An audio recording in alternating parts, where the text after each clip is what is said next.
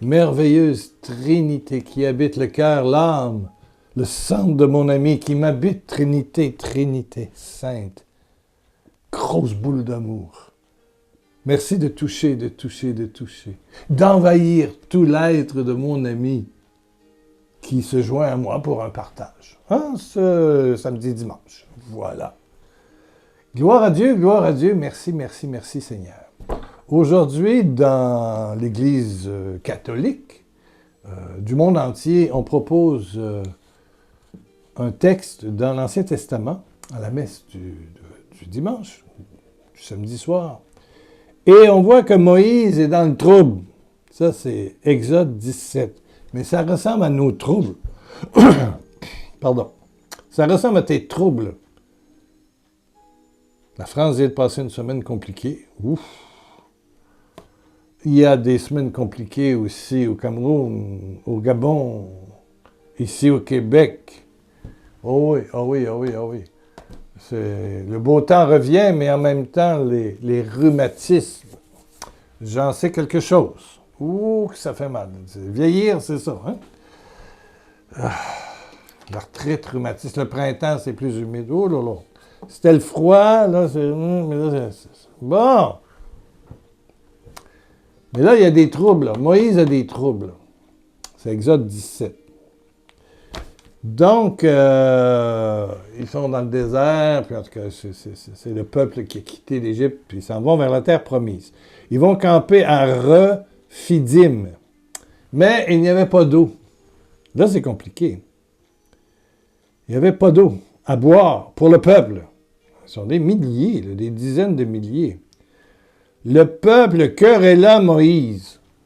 Quand on dit querelle, quand il y a une querelle, c'est pas des bisous, on prend pas un petit verre ensemble, un petit verre de vin pour se réjouir, puis on fête pas. C'est une querelle.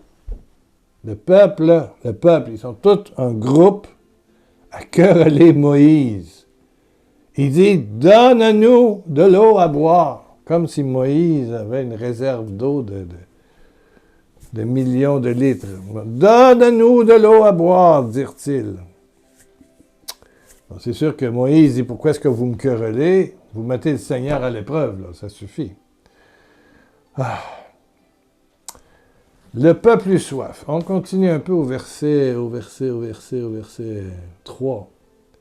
Pourquoi donc, dit-il, nous as-tu fait monter d'Égypte pour me laisser mourir de soif, moi, mes fils et mes troupeaux? Ça, c'est le peuple qui dit ça à Moïse. Pourquoi?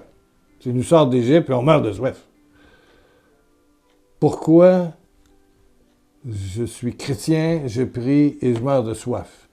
J'ai soif de paix, j'ai soif de sommeil, j'ai soif de santé. Ça nous ressemble, hein? Beaucoup. Pourquoi tu ne me délivres pas de mes ennemis, des gens qui m'en veulent? Pourquoi est-ce que tu ne changes pas telle personne qui est jalouse, qui est méchante, qui est loin, qui me fait du mal? Pourquoi? Pourquoi il y a tant de problèmes autour de l'héritage? Pourquoi? Donc, ils font le procès à Moïse, et puis ils ne vont pas avec des petites tapes dans le dos, là. Ils se querellent. Ils crient après. Et Moïse dit, encore un peu, ils vont me lapider. Lapider, ça veut dire prendre tout. Ils sont tout un groupe, là. Ils vont l'assassiner publiquement. Tout le monde prend une belle grosse pierre, puis sounk! 1, 2, 3, go! Floum! Là, il arrive sur Moïse à peu près 300, 400 pierres plus grosses, puis là, il reçoit ça sur la tête, puis il finit par mourir au bout de son sang. Il y a une pierre qui va attraper sa tête, ses tempes, lapidé. Une façon indirecte de commettre un meurtre sans être accusé. Tout le monde tire en même temps. 1, 2, 3, go! On y va! Pouf! Tiens, Moïse. Un peu plus, ils vont me lapider. Encore un peu. Donc, le Seigneur va parler. Notre doux Seigneur. Ouais. Le Seigneur dit à Moïse, passe devant le peuple. Oh, passe devant le peuple. Prends avec toi quelques anciens d'Israël. le bâton dont tu as frappé le fleuve. Quand il avait une canne, Moïse, et qu'il avait frappé le fleuve s'était ouvert, et le peuple de Dieu avait passé à pied sec, et quand les Égyptiens étaient arrivés avec leurs chars, leurs armes, le fleuve s'était refermé, ils sont tous morts. Ouais. Prends le même bâton du prophète, là, tu vois. Prends le bâton dont tu as frappé le fleuve, prends-le en main et va. Je vais me tenir devant toi, là, sur le rocher, en Horeb. Tu frapperas le rocher avec ton bâton. Il en sortira de l'eau et le peuple boira. Ça prend de la foi, en quelque part. Moi, là, ça m'a toujours frappé. Hein. Il y a une grosse roche. Ils vont au mont Horeb. Ils trouvent une grosse pierre. Touc! Ils frappent dessus. Une pierre, ça ne donne pas de l'eau. Il n'y a pas de source. C'est une grosse roche. Et puis, le peuple va boire. Le peuple va boire.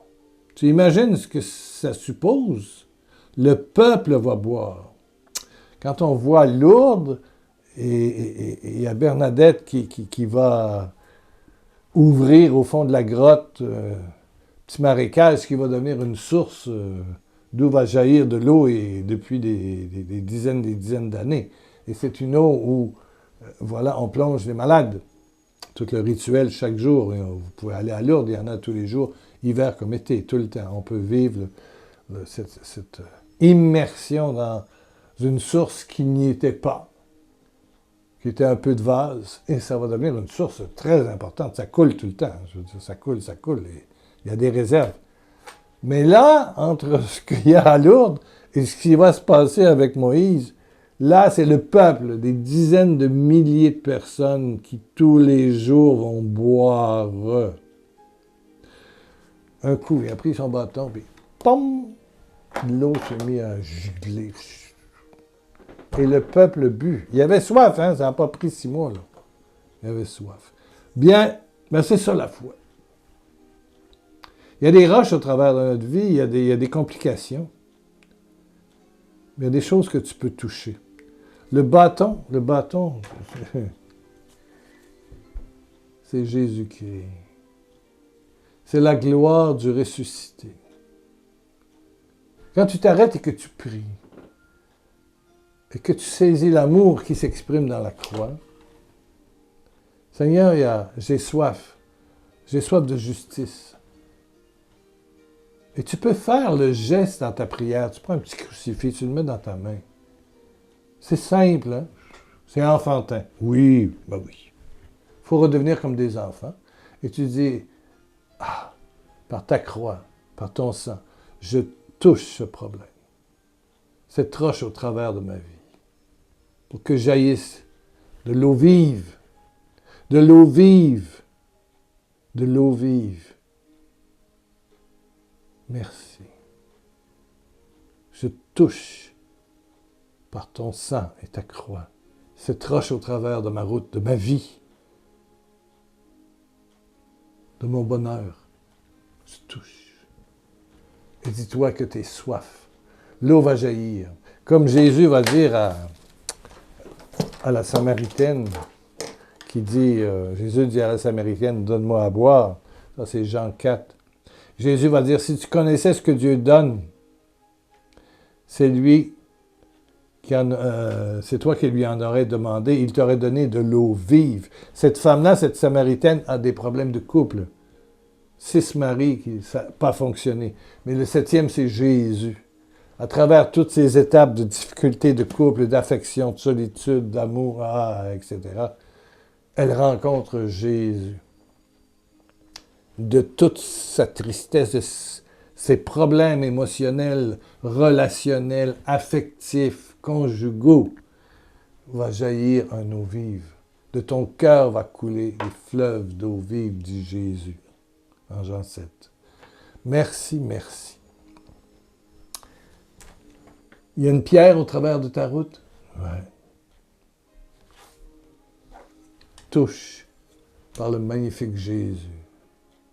le roi de l'amour, la toute-puissance, le nom de Jésus. Touche, touche, touche. Retire-toi dans ton coin secret, tranquillement, tout seul. Puis là, dire, bon, dis-toi, parle. Seigneur Jésus, avec toi, je vois cette roche au travers de mon chemin. Le père de mes enfants, monsieur. Bon, votre mari est parti. Je prends l'exemple. Monsieur est parti. Puis, il ne fournit rien pour votre survivance.